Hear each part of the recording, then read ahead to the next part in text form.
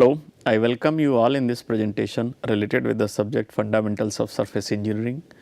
And we are talking about the surface modification techniques, and under this heading we have talked about the techniques where just a surface metallurgy is changed and there is no change in chemical composition. Uh, at the same time, we have also talked about the few techniques where the surface composition is modified intentionally to achieve the required set of the properties for improving the tribological behavior via resistance of the material. So, under this category there are various processes where the change in chemical composition at the surface is brought in by the various approaches, and one category is the diffusion based approach where the suitable environment enriched with the particular element which is to be incorporated or which is to be added at the surface is created at a high temperature, so that diffusion can help to modify the surface composition and form the compounds and the phases which will help to improve the surface properties. And in this category we have talked about the carburizing process. In the carburizing process, the carbon content at the surface is increased, especially in low carbon steels, so that higher carbon content at the surface can be used to have the martensitic transformation at the surface, which in turn will be leading to the higher hardness and improved residual compressive stresses at the surface, and combination of both these characteristics help to increase the tensile strength, improves the increase the fatigue strength, as well as increase the wear resistance of the material. So, under the carburizing process we have talked about the two methods of the carburizing, and these were the pack or the solid carburizing, where a mixture of the charcoal is used, and in that mixture of charcoal the components to be carburized are kept in the enclosed chamber at a high temperature for sufficient time. So, the carbon diffuses into the surface of the component, and that is how the carbon enrichment at the surface and subsurface layers take place, and once the component is carburized, it is subjected to the hardening treatment, so that the required high carbon martensite can be formed for improving the properties. But the problem with this method was that like poor control over the temperature during the carburizing, and poor control over the reactions which were taking place, and therefore we had the poor control over the depth of carburizing. So, this was the one aspect, and the second point associated with the pack carburizing was it did not permit, because the nature of the process was such that it did not allow the direct quenching of the carburized component for the hardening purpose. So, no direct quenching due to the inherent nature of the process, as in the enclosed chamber all the components carburized were kept. So, these components needs to be taken out properly, and in meantime when they are taken out, the temperature will get reduced. So, the direct hardening and quenching is not possible. These two deficiencies were effectively overcome in case of the liquid carburizing, where molten salt bath is used. So, that helps to have the better control over the temperature, better control over the reactions which are taking place. So, the good control with regard to the depth of the carburizing was there with the liquid carburizing. At the same time, it also allowed the direct quenching. But like the toxic gas, generation of the toxic gases was one of the issues, and the process becomes dirty when it will be using the liquid or the molten salt bath. At the same time, it also uses the sodium cyanide, which is poisonous. So, it is harmful for the operators, and we need very good control over the ventilation related aspects. Third method was the gas carburizing. In case of the gas carburizing, we have seen some of the things like the propane and the butane kind of the gases are used, and these gases provide the required carbon for diffusion to take place. So, the mixture of the gases, these mixture of the gases are passed in the chamber where the components to be carburized have been kept, and a good temperature control is maintained for this purpose in the range of the temperature of the 870 to 950 degree centigrade, and these gases are passed in. So, through the decomposition of these gases, carbon is made available, and this carbon will be getting diffused into the components. So, some of the chemical reactions which are involved in production of the carbon required for diffusion to take place on the surface of the component includes like this C3H8. This will be decomposing into the methane CH4 and producing the carbon, and this CH4 interacting with the iron to produce the iron with the carbon, and the hydrogen is also produced, and this CH4 reacts with the CO2 to form carbon monoxide plus the hydrogen, and the CO also reacts with the means interacts with the iron to form the iron plus carbon leading to the and the carbon dioxide. And some of the reactions like hydrogen interacting with the CO2 leading to the formation of CO and H2O. So, these are the some of the chemical reactions through which the carbon is produced, and carbon is made available at the surface of the component to be carburized. So, the rate at which the carbon is being made available through the flow of the gases which will be facilitating these chemical reactions.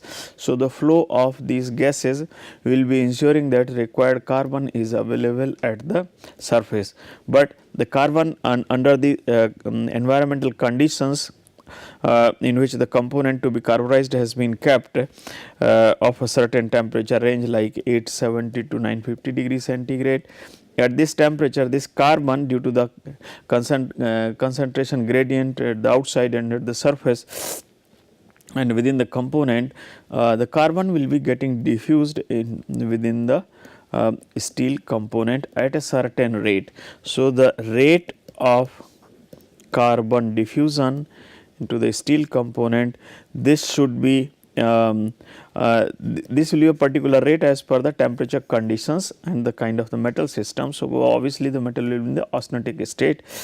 So, but the rate at which carbon is being made available at the surface, that should be equal to the rate at which carbon is getting diffused. So, this kind of the balance has to be maintained.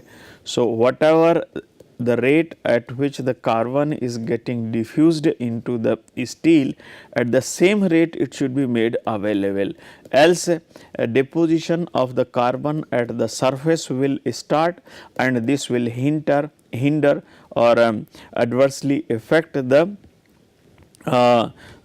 process as a whole, and chute formation also starts, like a thick carbon layer will start forming over the surface of the steel component. So, the rate at which carbon is being made available through the chemical reactions, that must be equal to the rate at which carbon is getting diffused into the steel components. So, this is one of the things which is to be kept in mind during the gas carburizing, and therefore, the flow rate of the suitable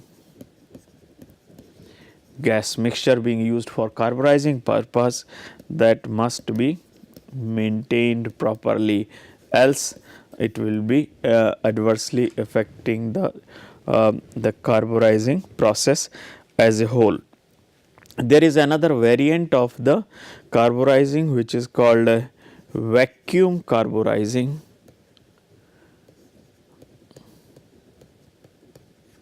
Vacuum carburizing is performed of course below the atmospheric pressure conditions. So, there is no, so vacuum is created, basically there is no oxygen in the chamber is like this.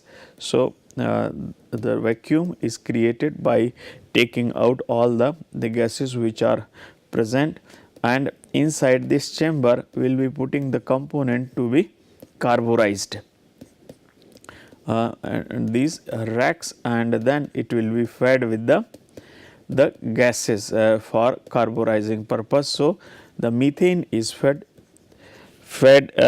into this the chamber, which is kept at quite high temperature, like temperature range like in range of 850 to 1100 degrees centigrade.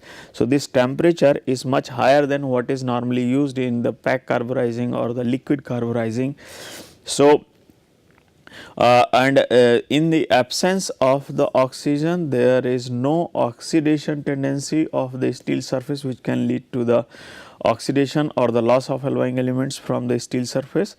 At the same time, the thermal decomposition of the methane is taking place, that will be making the carbon available for diffusion into the steel surface for carburizing purpose. So, there are two points related with the high temperature conditions. High temperature conditions increase the solubility of carbon in steel, because with the increase in temperature, solubility of the carbon in the austenite increases, and this increase is for plain carbon steel, it is around 1130 degrees centigrade, maximum 2% of the carbon can be dissolved. So, simply with the increase in temperature, there will be increase in solubility of the carbon in the austenitic state, which is of course there in this particular case. And then second one is that we know that increase in temperature also increases the diffusion rate. So, because of this the high depth of carburizing is achieved and the process is fast. So, it takes less time for the carburizing purpose, and there is no oxidation of the steel component surface. Now, another process related with the let us see, there is another aspect related with the carburizing. What we have seen that in the carburizing, we are increasing the carbon content of the surface. So, say the substrate is of the 0.2% carbon steel, and the surface layers will be enriched with the carbon maximum, then somewhat lower, and then somewhat lower carbon content. So, say at the surface it is 1%, below that it is 0.8, then it is 0.6, like that. So, when the hardening is performed, what we see that according to the composition of each layer, the transformations, different transformations in each layer will be taking place. So, here we have the austenite with the 1% carbon, here we have austenite with the 0.8% carbon, here we have austenite with the 0.6% carbon. Since the carbon content affects the carbon content in the steel affects the hardenability, and how that happens, how that change is taking place, that is what we can understand from this simple diagram. Like for 0.8% carbon content, this is the position of the nose, and this is affecting the critical cooling rate like this, which in turn governs the hardenability. So, this is critical cooling rate. With the carbon content is less, then the nose of the CCT continuous cooling diagram will be shifted towards the right, and so it will be shifted when the carbon content is high, say for 1%, nose of the curve is shifted towards the left, and so the critical cooling rate is reduced.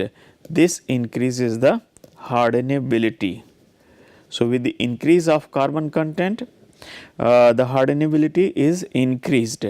On the other hand, if the carbon content is reduced, like say for 0.6% carbon content, then nose of the curve will be like this, and in that case critical cooling rate will be increased. So, high critical cooling rate means the low hardenability. This is the simple over the CCT diagram. In x axis we have the temperature, and y axis n axis we have time, and in y axis we have the temperature, and this is the austenitic state where from the cooling is being done. So, the temperature and the time, and this is these lines are indicating the different cooling rates corresponding to the critical cooling conditions required for transformation or complete transformation of austenite into the martensite. But apart from this, there is one more aspect of the CCT diagram which is affected by the carbon content, and that is apart from these the curves, the location of the martensite start and martensite finish lines is also affected. So, if in the CCT diagram, if we see the time in the x axis and temperature in y axis. So, for 0.8% carbon, this is the position of the MS line, which is martensite start formation line, and MF line where martensitic transformation completes on quenching at a particular temperature.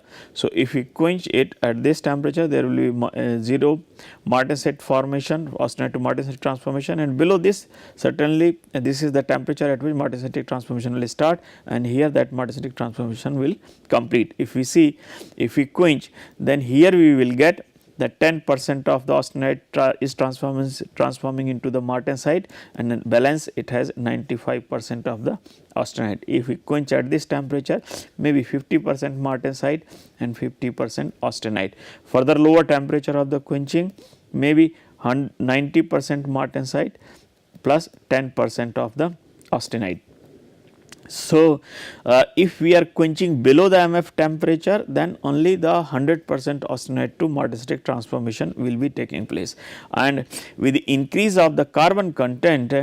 So, in this case for 0.8% carbon steel, quenching below the MF temperature will be leading to the complete austenite to martensitic transformation, but when the temperature when the carbon content is increased further, this temperature will be going down further, and which may make the transformation of austenite to the martensitic, which may make the complete transformation of austenite into the martensite will be difficult. So, means reduction in the martensitic finish temperature, martensite finish temperature will make it difficult to completely transform the austenite into the martensite, which means if the MF temperature has been reduced below the room temperature or in the sub-zero temperature conditions it has reached, then the austenite to martensitic transformation will be incomplete,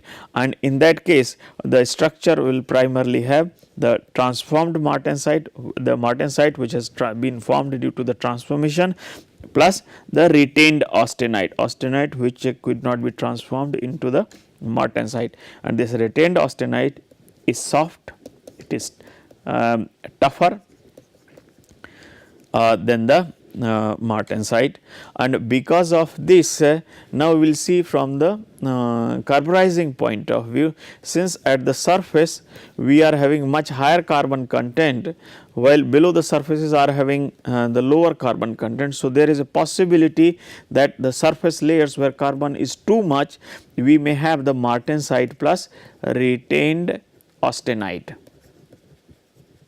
while below the surface layers where the carbon content is like around 0.7, 0.8, we may have the complete austenite to martensitic transformation. So, this will be completely martensitic, and below that since the carbon content is further lower, so we may have the martensite plus perlite kind of the phases, and that is why what we get at the surface we may have somewhat lower hardness, like this, and then it will be increasing where complete austenite to martensitic transformation is taking place, and then again it will be decreasing. So, this is the band where we have the retained austenite, this is surface, and this is the subsurface zone.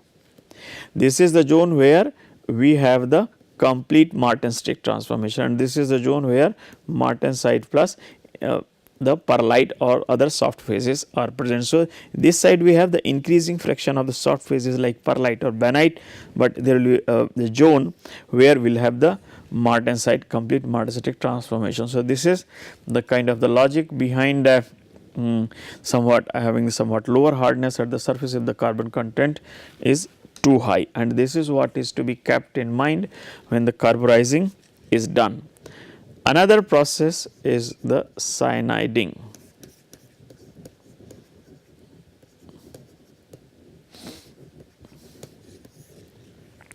The cyaniding is similar to the liquid carburizing because it also uses the molten salt bath, and because of this the process is fast with a good control over the control of temperature, of reactions which will be taking place, and the advantage of the direct quenching. So, all these benefits are there with the cyaniding also, and the kind of the mixture. So, the salt bath is created of the suitable constituents, and it is kept at a higher temperature 830 to 860 degree centigrade, and this bath comprises sodium cyanide in a very huge amount, maybe around 90% of the sodium cyanide, and apart from that sodium carbonate and the sodium chloride is also used. So, this will be forming the balance amount, and the component to be subjected to the surface modification of the steel which will be submerged in this the bath for the required surface modification through the chemical composition. There is a difference with the carburizing and the cyaniding. In the cyaniding process, the surface modification is primarily brought in by the nitrogen addition at the surface, and little bit modification is also contributed by the carbon addition or increase in carbon concentration at the surface layers. While reverse was true for the carburizing, in case of the liquid carburizing, the primary change in the major change, the change in properties were primarily contributed by the higher carbon content, and little bit contribution was coming from the nitrogen addition. So, there is a difference of the relative importance of the elements like carbon and nitrogen in these two processes.